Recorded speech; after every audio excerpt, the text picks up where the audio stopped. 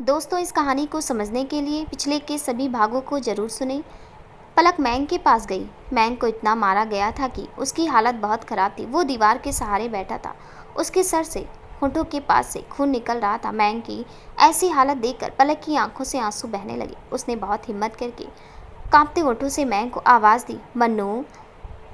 मैंग ने जैसे ही उसकी आवाज़ सुनी, गर्दन उठाकर उसकी तरफ देखा। फिर अगले ही पल गर्दन वापस झुका ली। पलक ने देखा तो वो तड़प उठी और उसने गुस्से से उस इंस्पेक्टर से कहा, ये क्या तरीका है इंस्पेक्टर?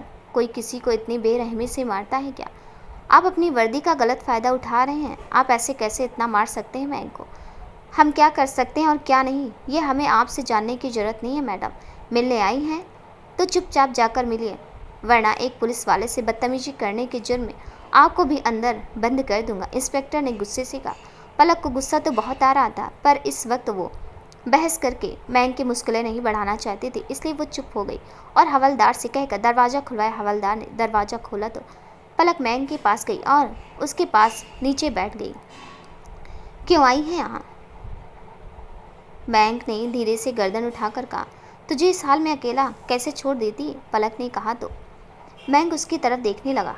पलक ने धीरे से हाथ बढ़ाया, उसकी चोट को छूना चाहा, पर फिर अपना हाथ पीछे खींच लिया। फिर अपना दुपट्टा लेकर धीरे से उसकी चोट से निकलता खून साफ करने लगी। मैंग बस चुपचाप उसे देखता रहा। पलक की आंखों में आंसू थे। मैंग ने हाथ बढ़ाकर उसके आंसू साफ किए तो पलक ने उसकी तरफ देखा।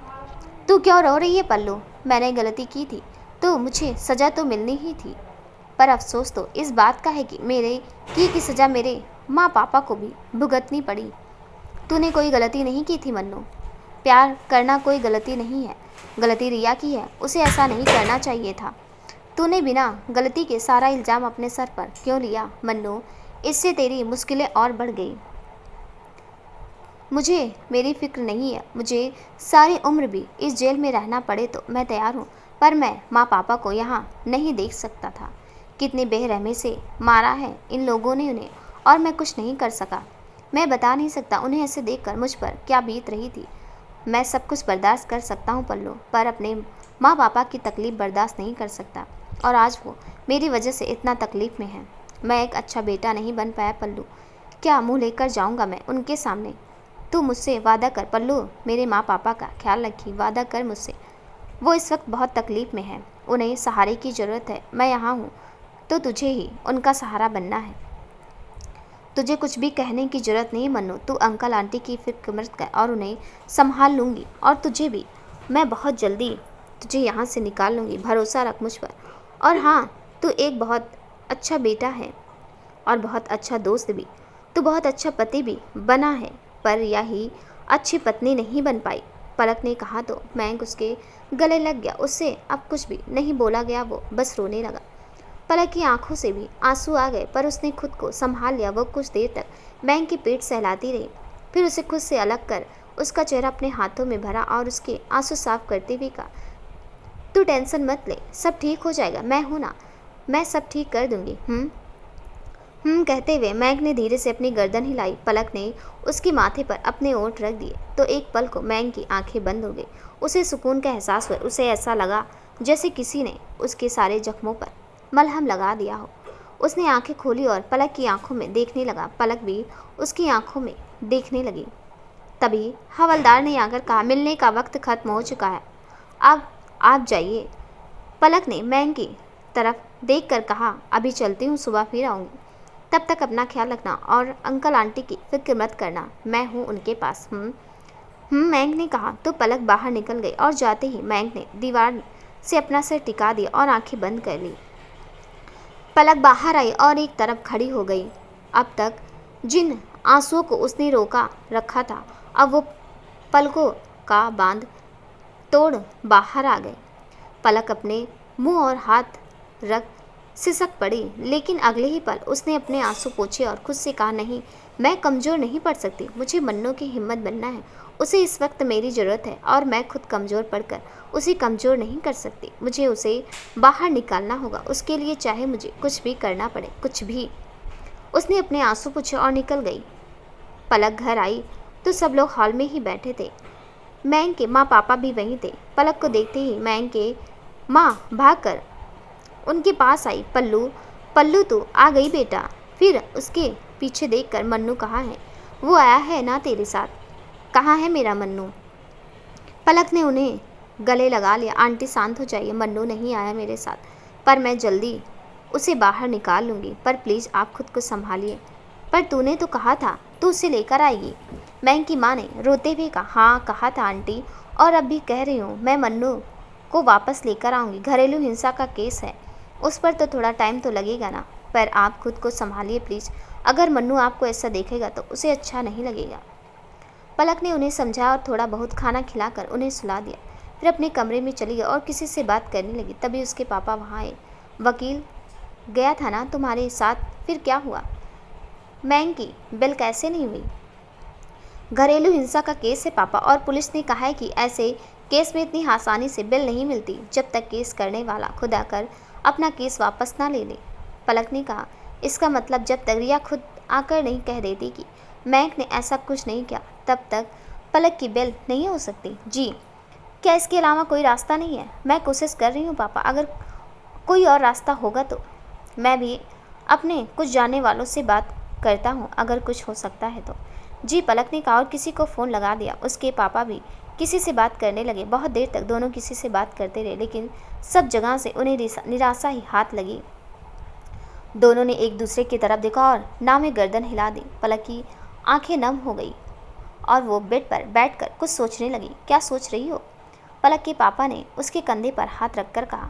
अब बस एक ही रास्ता बचा है पापा, मुझे रिया के पास जाना होगा, उसे मनाना होगा कि वो अपना केस वापस ले। पलक ने कहा। पर क्या वो मानेंगी? पलक के पापा बोले। हमारे पास और कोई रास्ता नहीं है पापा, मुझे रिया से बात करनी ही होगी। मैं उसे मनाऊंगी, फिर उसके लिए मुझे कुछ भी क्यों ना करना पड़े।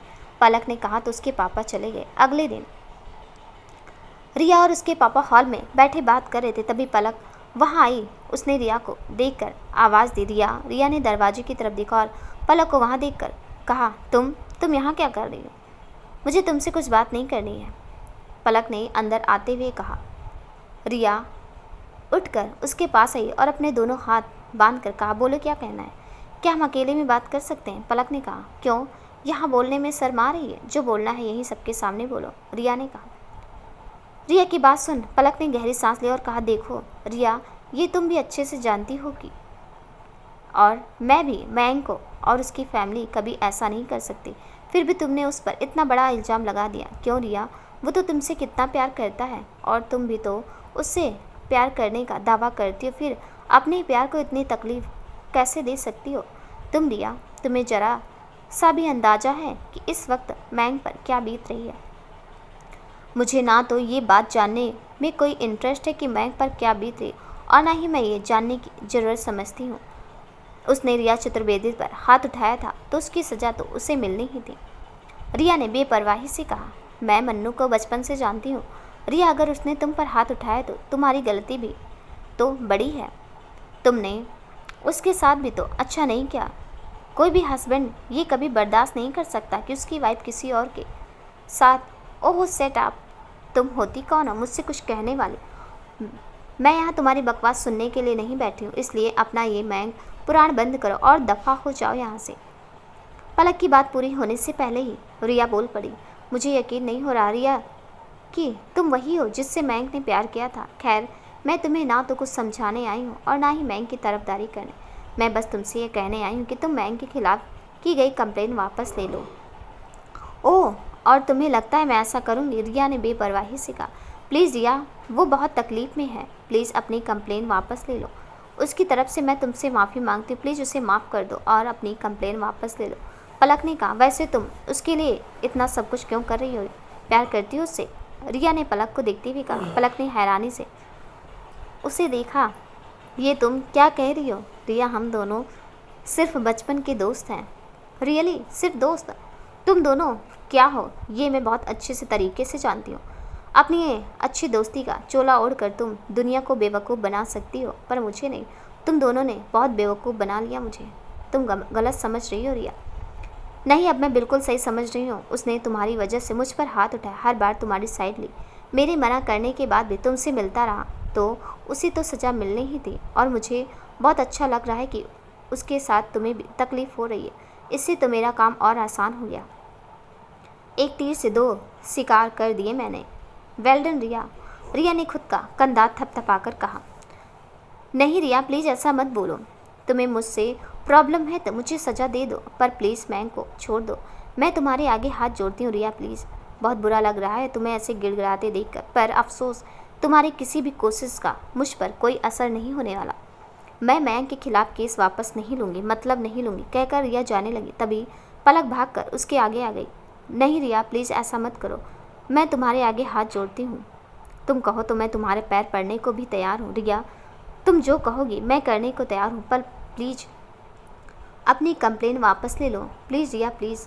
पलक ने रोते हुए कहा। इस वक्त उसे बस रिया को कन्विंस करना था ताकि वो मैंग के खिलाफ की गई कंप्लेन वापस ले ले, और उसके लिए उसे अगर रिया के पैरों में भी गिरना पड़े तो वो तैयार थी, क्योंकि उसके लिए मैंग से बढ़कर कुछ भी नहीं था। रिया ने कुछ देर उसकी तरफ देखा, फिर कहा, सच में जो मैं कहूँगी वो करोगी?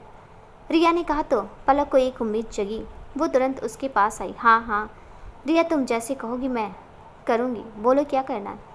तो फिर ठीक है, मेरे पैरों में गिरकर अपनी नाक रगड़ो और अपने हाथ जोड़कर गिड़गिड़ाते हुए मुझसे मैंग की कंप्लेन वापस लेने के लिए रिक्वेस्ट करो। अगर तुम ऐसा करती हो तो आई प्रॉमिस मैं अपनी कंप्लेन वापस ले लूँगी। रिया ने जैसे ही कहा, पलक हैरानी से उसे देखने लगी। पलक को अपनी तरफ देखता पाकर रिया ने कहा, क्या हुआ, ऐसे चौंक क्यों गई? दोस्ती कहती हो ना उसे, तो क्या तुम अपने दोस्त के लिए इतना भी नहीं कर सकती? रिया ने व्यंग से हंसते हुए कहा। रिया की बात सुन पलक हंसी और कहा, मुझे तुमसे यही उम्मीद थी रिया। मैं मैंग को बचाने के लिए कुछ भी कर सकती हूँ।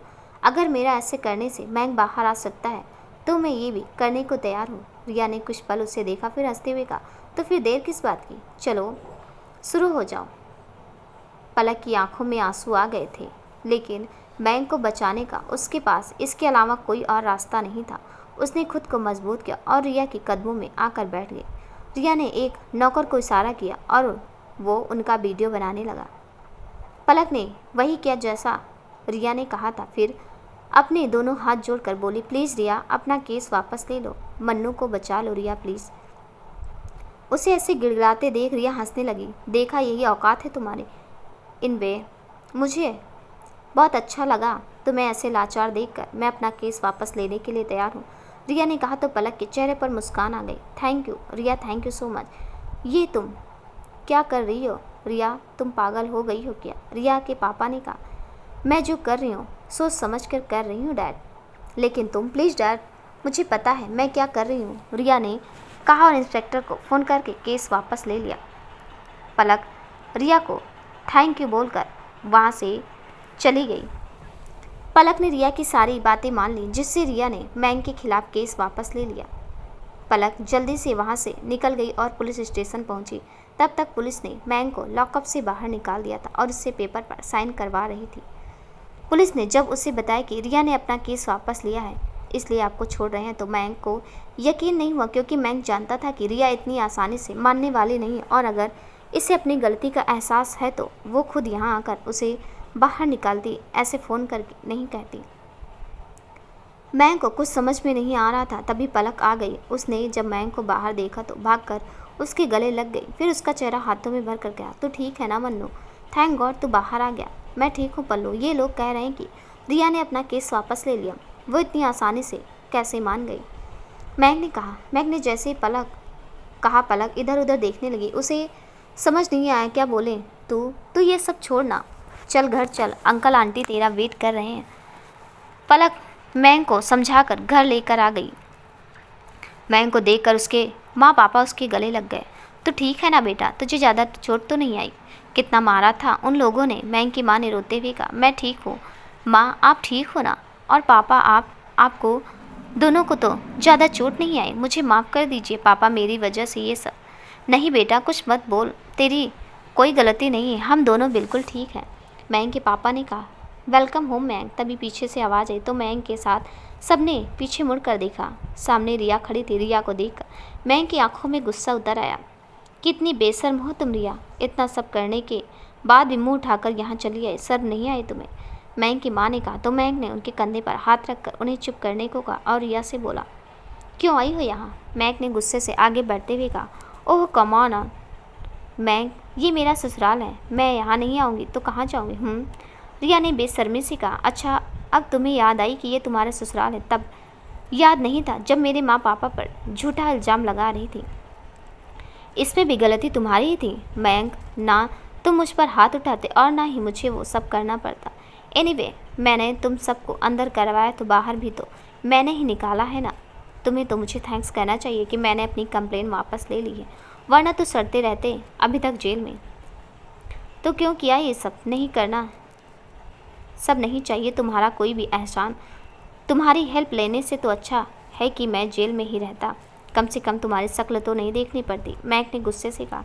इतना एटीट्यूड, रस्सी जल गई पर बल नहीं गया। तुम्हें क्या लगता है मैंने अपनी कंप्लेन वापस अपनी मर्जी से ली है? नहीं, बल्कि किसी ने मेरे आगे बहुत हाथ जोड़े, मिन्नती की, यहाँ तक मेरे पैरों में गिरकर गिड़गिड़ाया कि मैं अपनी कंप्लेन वापस ले लूँ।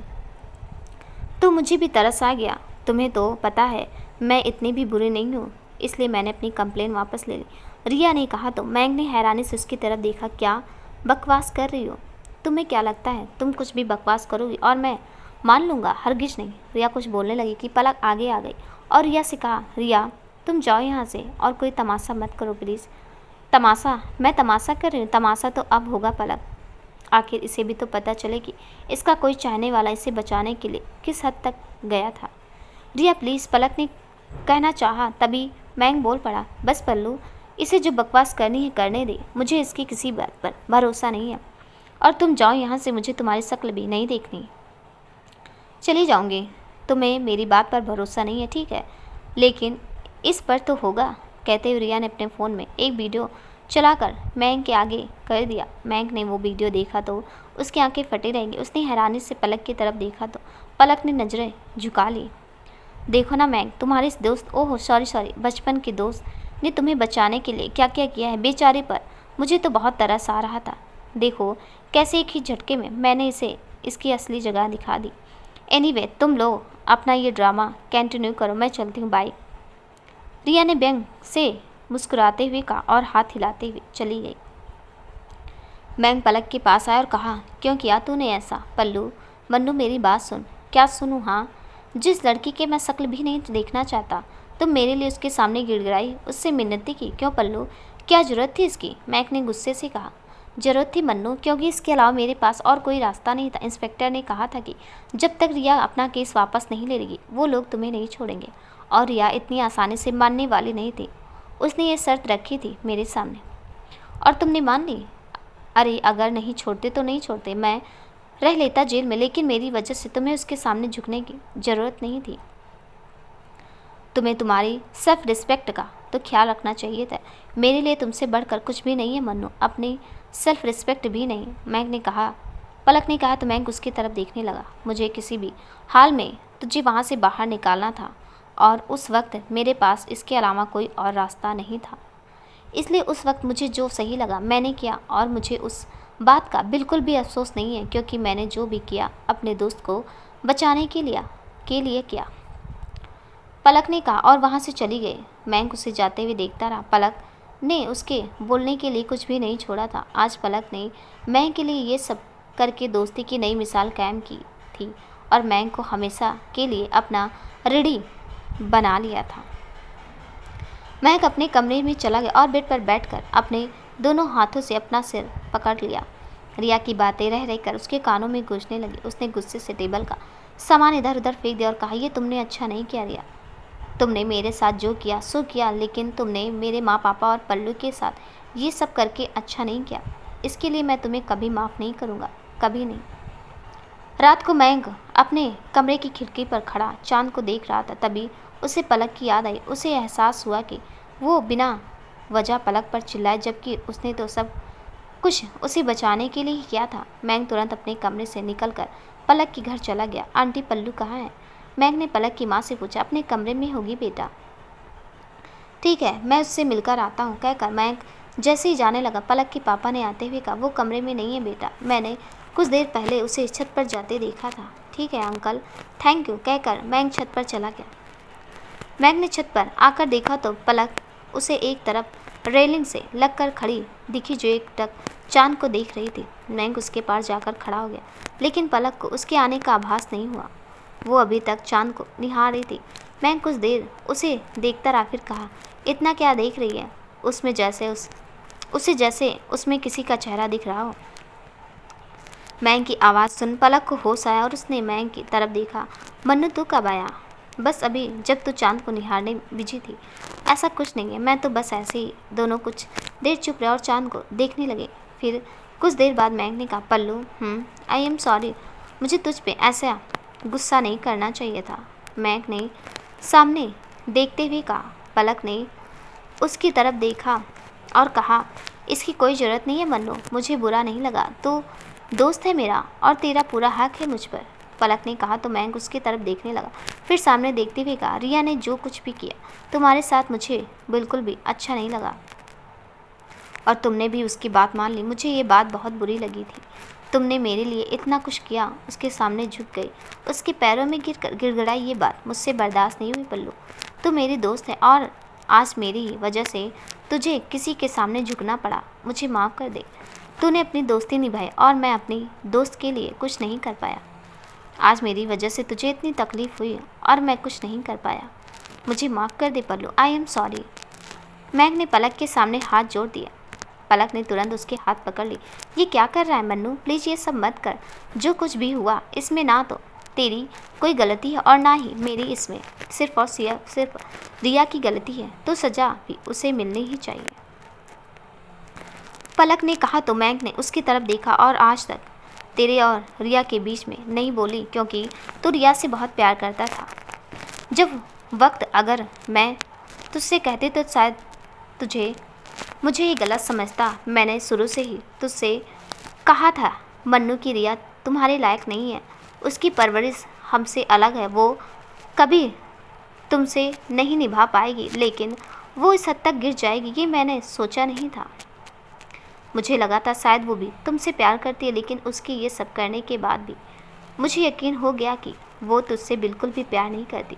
उसने सिर्फ और सिर्फ तुम्हारा इस्तेमाल किया है, तुम्हारी फीलिंग के साथ खेला है। क्योंकि अगर उसे तुमसे ज़रा भी प्यार होता तो वो ये सब करने से पहले एक बार ज़रूर सोचती। उसने मेरे साथ ये सब किया क्योंकि मैं जानती हूँ वो मुझे कभी पसंद नहीं करती थी, लेकिन वो तुम्हारे साथ ऐसा कर सकती है मन्नू। उसने तुम्हारे साथ ऐसा बुरा किया, तुझे सबसे दूर कर दिया, तुझसे तेरा बच्चा छीन लिया, अंकल आंटी को तकलीफ़ पहुँचाई।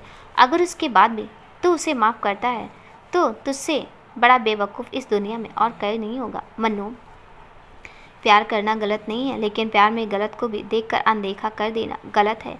अगर तूने पहले ही रिया की गलतियों को नज़रअंदाज नहीं किया होता तो शायद तुझे ये दिन नहीं देखना पड़ता। पलक बोल रही थी और मैं चुपचाप उसकी बातें सुन रहा था, क्योंकि पलक ने जो कुछ कहा उसमें कुछ भी गलत नहीं था। आज मयंक के साथ जो कुछ भी हुआ उसमें गलती मयंक की ही थी। उसने हमेशा रिया की गलतियों को नज़रअंदाज किया था, जिसका फल आज उसे भुगतना पड़ रहा है। मयंक को चुप देखकर पलक ने कहा, आई एम सॉरी मन्नू, अगर मैंने कुछ गलत बोला हो तो मैं बस। नहीं पल्लू, तूने कुछ गलत नहीं कहा, तेरी कही एक एक बात सच है। आज जो कुछ भी मेरे साथ हो रहा है इन सब में सारी गलती मेरी ही है। मैं प्यार में इतना अंधा हो गया था कि सही गलत का फ़र्क करना ही भूल गया, लेकिन अब और नहीं। इस बार मैं रिया को माफ़ नहीं करूँगा। तो छोड़ दे उसे, पलक ने अचानक कहा तो मयंक ने उसकी तरफ हैरानी से देखा। जिस रिश्ते में प्यार की जगह धोखा मिले और सुकून की जगह घुटन, उस रिश्ते से आज़ाद होना जाना ही बेहतर है। मन्नू, आगे तेरी मर्जी। कहकर पलक जाने लगी तो मयंक ने कहा, तू सही कह रही है, इस रिश्ते में अब बचाने के लिए कुछ नहीं बचा है, क्योंकि रिश्ता तो दो लोगों के बीच और प्यार और अपने मन से बनता है, जो इस रिश्ते में रिया की तरफ से बिल्कुल नहीं है। और मैं अकेला कब तक इस बेजान रिश्ते का बोझ ढोता रहूँगा। इससे बेहतर तो यही होगा कि मैं इस रिश्ते से आज़ाद हो जाऊँ, कम से कम सुकून से तो रहूँगा। पलक ने उसकी तरफ देखा और उसके पास आकर उसके हाथ पकड़ कर कहा, तेरे हर फैसले में मैं तेरे साथ हूँ। थैंक यू, मयंक ने कहा और दोनों नीचे आ गए। कुछ देर बाद मयंक अपने घर चला गया। दोस्तों, आपको ये कहानी कैसी लगी कमेंट में ज़रूर बताइएगा, और कहानी का अगला भाग देखने के लिए प्लीज़ मेरे चैनल को सब्सक्राइब ज़रूर कर दीजिएगा और साथ में बेल आइकन भी प्रेस कर दीजिएगा, ताकि मेरी आने वाली हर वीडियो का नोटिफिकेशन आपको मिल जाए। तब तक के लिए नमस्कार।